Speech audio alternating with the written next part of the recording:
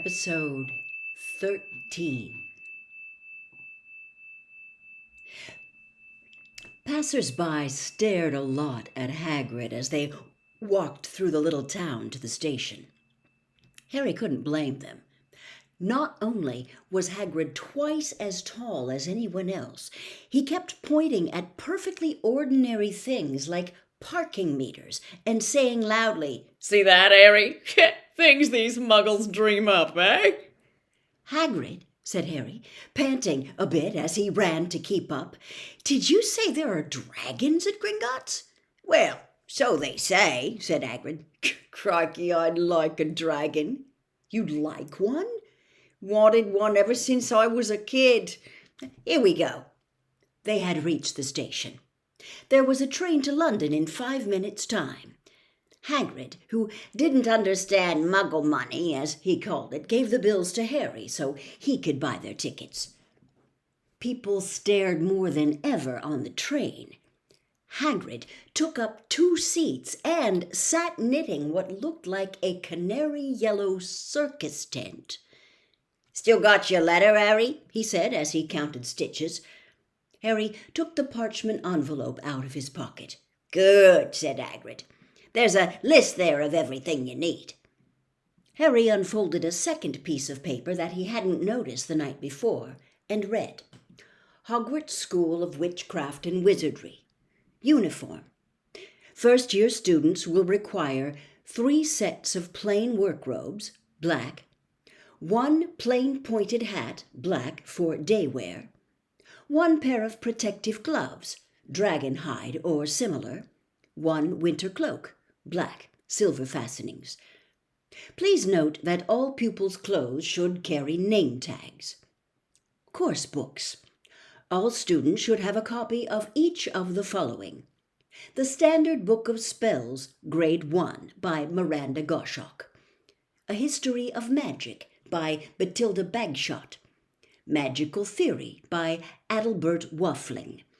A Beginner's Guide to Transfiguration, by Emetic Switch. 1000 Magical Herbs and Fungi, by Philidius Spore. Magical Drafts and Potions, by Arsenius Jigger. Fantastic Beasts and Where to Find Them, by Newt Scamander. The Dark Forces, A Guide to Self-Protection, by Quentin Trimble. Other equipment: wand, cauldron, pewter, standard size 2, set glass or crystal files, telescope set, brass scales. Students may also bring an owl or a cat or a toad. Parents are reminded that first years are not allowed their own broomsticks." "Can we buy all this in London?" Harry wondered aloud. "If you know where to go," said Hagrid. Harry had never been to London before. Although Hagrid seemed to know where he was going, he was obviously not used to getting there in an ordinary way. He got stuck in the ticket barrier on the Underground and complained loudly that the seats were too small and the trains too slow. "I don't know how the muggles manage without magic," he said, as they climbed a broken-down escalator that led up to a bustling road lined with shops. Hagrid was so huge that he parted the crowd easily. All Harry had to do was keep close behind him. They passed bookshops and music stores, hamburger restaurants and cinemas, but nowhere that looked as if it could sell you a magic wand. This was just an ordinary street full of ordinary people. Could there really be piles of wizard gold buried miles beneath them? Were there really shops that sold spell books and broomsticks? Might this not all be some huge joke that the Dursleys had cooked up? If Harry hadn't known that the Dursleys had no sense of humor, he might have thought so. Yet somehow, even though everything Hagrid had told him so far was unbelievable, Harry couldn't help trusting him.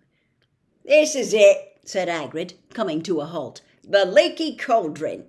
It's a famous place. It was a tiny, grubby-looking pub. It was a tiny, grubby-looking pub. If Hagrid hadn't pointed it out, Harry wouldn't have noticed it was there. The people hurrying by didn't glance at it. Their eyes slid from the big bookshop on one side to the record shop on the other, as if they couldn't see the Leaky Cauldron at all. In fact, Harry had the most peculiar feeling that only he and Hagrid could see it. Before he could mention this, Hagrid had steered him inside. For a famous place, it was very dark and shabby. A few old women were sitting in a corner drinking tiny glasses of sherry. One of them was smoking a long pipe. A little man in a top hat was talking to the old bartender, who was quite bald and looked like a toothless walnut. The low buzz of chatter stopped when they walked in. Everyone seemed to know Hagrid. They waved and smiled at him, and the bartender reached for a glass, saying, "The usual, Hagrid?" "Can't, Tom. I'm on Hogwarts business," said Hagrid, clapping his great hand on Harry's shoulder and making Harry's knees buckle. "Good Lord," said the bartender, peering at Harry. Can this be—" The Leaky Cauldron had suddenly gone completely still and silent. "Bless my soul," whispered the old bartender. "Harry Potter! What an honor!" He hurried out from behind the bar, rushed toward Harry, and seized his hand, tears in his eyes. "Welcome back, Mr. Potter! Welcome back!" Harry didn't know what to say. Everyone was looking at him. The old woman with the pipe was puffing on it without realizing it had gone out. Hagrid was beaming.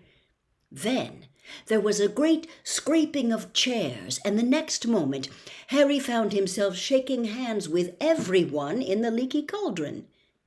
"Doris Crockford, Mr. Potter. Can't believe I'm meeting you at last." So proud, Mr. Potter. I'm just so proud. "Always wanted to shake your hand. I'm all of a flutter." Delighted, Mr. Potter. Just can't tell you. Diggle's the name. Daedalus Diggle. "I've seen you before," said Harry, as Daedalus Diggle's top hat fell off in his excitement. "You bowed to me once in a shop." He remembers, said Daedalus Diggle, looking around at everyone. Did you hear that? He remembers me. He shook hands again and again. Doris Crockford kept coming back for more. A pale, young man made his way forward very nervously. One of his eyes was twitching. "Professor Quirrell," said Hagrid. "Harry, Professor Quirrell will be one of your teachers at Hogwarts." "Potter," stammered Professor Quirrell, grasping Harry's hand. "I can't tell you how pleased I am to meet you." "What sort of magic do you teach, Professor Quirrell?" "Defense against the dark arts," muttered Professor Quirrell, as though he'd rather not think about it. "Not that you need it, eh, Potter?" He laughed nervously. "You'll be getting all your equipment, I suppose. I've got to pick up a new book on vampires myself." He looked terrified at the very thought. But the others wouldn't let Professor Quirrell keep Harry to himself. It took almost 10 minutes to get away from them all. At last, Hagrid managed to make himself heard over the babble. "Well, must get on. Lots to buy. Come on, Harry." Doris Crockford shook Harry's hand one last time, and Hagrid led them through the bar and out into a small, walled courtyard, where there was nothing but a trash can and a few weeds. Hagrid grinned at Harry. Told you, didn't I? Told you was famous. Even Professor Quirrell was trembling to meet you. Now, mind you, he's usually trembling. "Is he always that nervous?" "Oh, yeah, poor bloke. Brilliant mind. He was fine while he was studying out of books, but then he took a year off to get some first-hand experience. They say he met vampires in the Black Forest, and there was a nasty bit of trouble with a hag. Never been the same since. Scared of the students, scared of his own subject now. Where's me umbrella? Vampires? Hags? Harry's head was swimming. Hagrid, meanwhile, was counting bricks in the wall above the trash can. 3 up, 2 across, he muttered. Right, stand back, Harry. He tapped the wall 3 times with the point of his umbrella. The brick he had touched quivered. It wriggled. In the middle, a small hole appeared. It grew wider and wider. A second later, they were facing an archway, large enough even for Hagrid, an archway onto a cobbled street that twisted and turned out of sight. Welcome to Diagon Alley, said Hagrid. He grinned at Harry's amazement. They stepped through the archway, and Harry looked quickly over his shoulder to see the archway shrink instantly back into solid wall.